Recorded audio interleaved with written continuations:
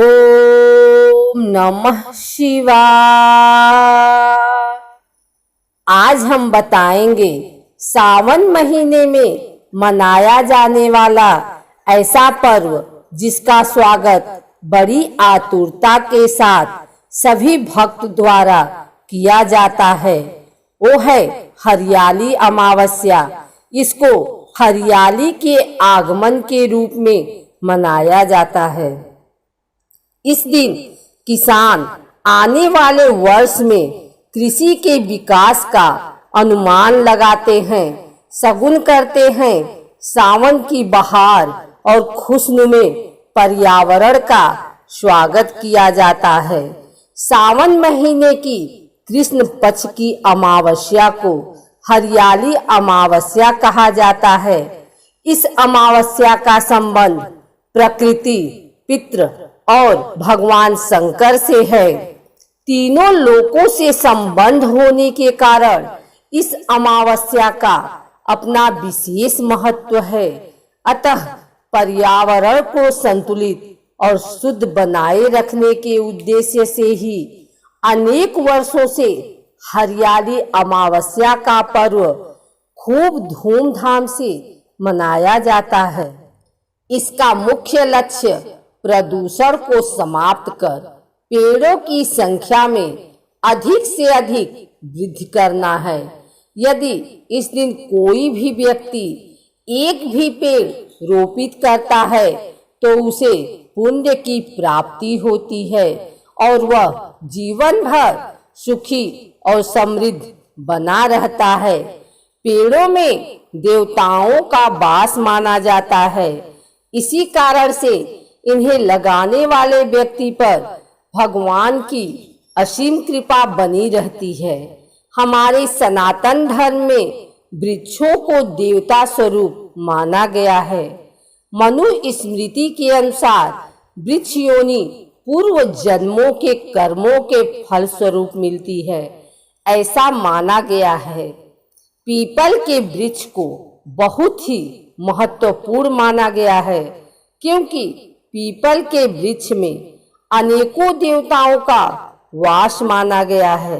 इस दिन पीपल के मूल भाग में जल दूध चढ़ाने से पितृ तृप्त होते हैं तथा शनि शांति के लिए भी शाम के समय सरसों के तेल का दिया लगाने का विधान है। पेड़ पौधों से केवल मनुष्य नहीं बल्कि प्रकृति में रहने वाले समस्त जीव जंतु का जीवन सुरक्षित होता है। एक राजा था, उसका एक बेटा बहू थे। बहू ने एक दिन मिठाई चोरी करके खा ली और नाम चूहा का ले लिया। यह सुनकर चूहे को गुस्सा आया और उसने मन में विचार किया कि चोर को राजा के सामने लेकर आऊंगा। एक दिन राजा के घर में मेहमान आए थे और वह राजा के कमरे में सोए थे। चूहे ने रानी के कपड़े ले जाकर मेहमान के पास रख दिए।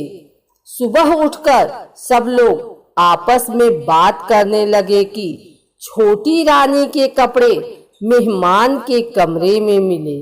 यह बात जब राजा ने सुनी तो उस रानी को घर से निकाल दिया। वह रोज शाम को दिया जलाती और ज्वार बोती थी, पूजा करती, गुड़धानी का प्रसाद बांटती थी। एक दिन राजा शिकार करके उधर से निकले तो राजा की नजर उस रानी पर पड़ी। राजा ने घर आकर कहा कि आज तो झाड़ के नीचे चमत्कारी चीज है। अपने झाड़ के ऊपर जाकर देखा तो दिए आपस में बात कर रहे थे। आज किसने क्या खाया और कौन क्या है। उसमें से एक दिया बोला, आपके मेरे जान पहचान के अलावा कोई नहीं है।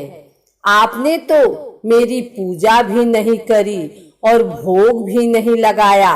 बाकी के सब दिए बोले, ऐसी क्या बात हुई। तब दिया बोला, मैं राजा के घर का हूँ। उस राजा की एक बहू थी। उसने एक बार मिठाई चोरी करके खा ली और चूहे का नाम ले लिया। जब चूहे को गुस्सा आया तो रानी के कपड़े मेहमान के कमरे में रख दिए। राजा ने रानी को घर से निकाल दिया। वो रोज मेरी पूजा करती थी, भोग लगाती थी। उसने रानी को आशीर्वाद दिया और कहा कि सुखी रहें। फिर सब लोग झाड़ पर से उतरकर घर आए और कहा कि रानी का कोई दोष नहीं था। राजा ने रानी को घर बुलाया और सुख से रहने लगे। भूल चूक माफ करना। महिलाओं को सुबह उठकर पूरे विधि विधान से माता पार्वती एवं भगवान शंकर की पूजा करनी चाहिए तथा सुहागन महिलाओं को सिंदूर सहित माता पार्वती की पूजा करनी चाहिए और सुहाग सामग्री बांटना चाहिए।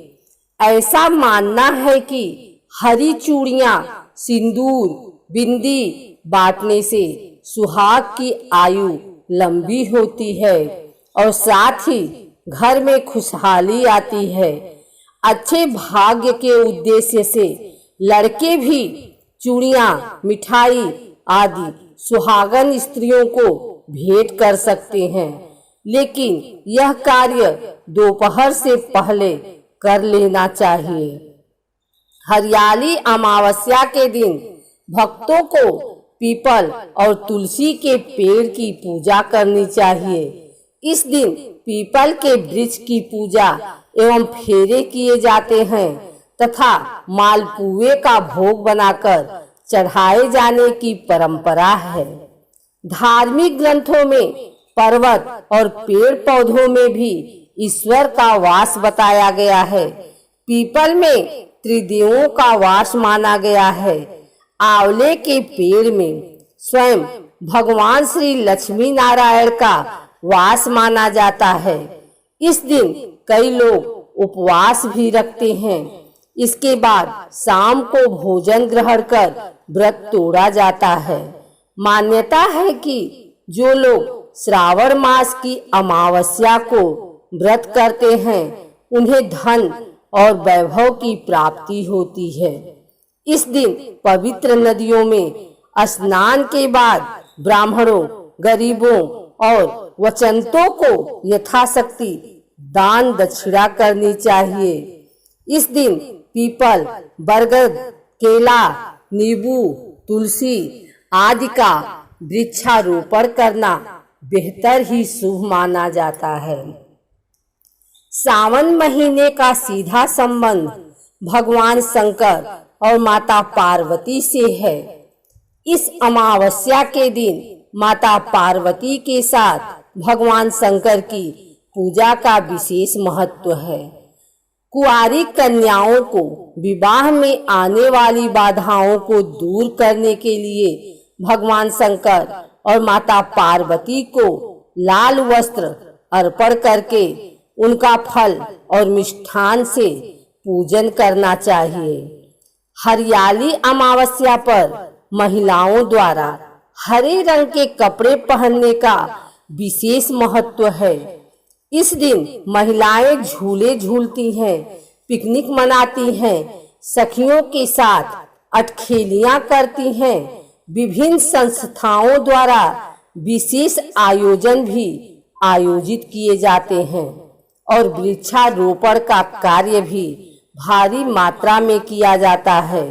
वर्षों पुरानी परंपरा के निर्वाहन के लिए हरियाली अमावस्या के दिन एक नए पौधे लगाना शुभ माना जाता है।